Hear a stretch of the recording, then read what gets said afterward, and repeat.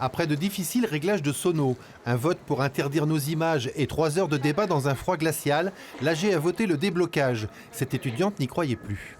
Et je pense que c'est parce que beaucoup de STAPS sont venus.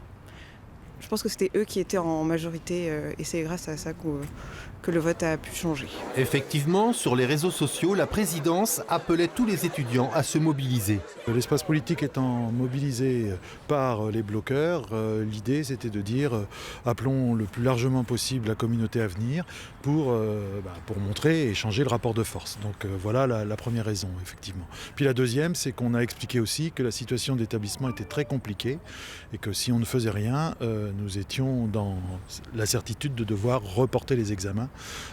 C'est-à-dire qu'il n'y aurait pas eu de session à part celle au mois de juin.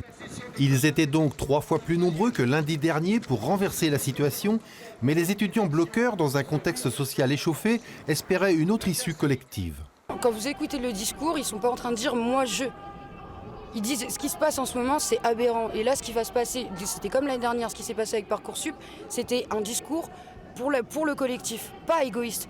Par contre, ceux qui sont en face, la plupart, malheureusement, ils ont un discours égoïste, c'est je veux passer mes examens, mais tout le monde veut les passer ces examens. Mais après, avoir un examen, c'est bien, avoir un diplôme, c'est bien, mais sans avenir, ça sert à quoi? Il est clair qu'il y a toute une série de choses qui ne vont pas dans cette société et dans les universités françaises, il est normal de s'y opposer, ça se comprend très bien. Simplement, il y a des modalités d'action qui finissent à un certain moment par être contre-productives et il vaut mieux essayer d'en adopter d'autres.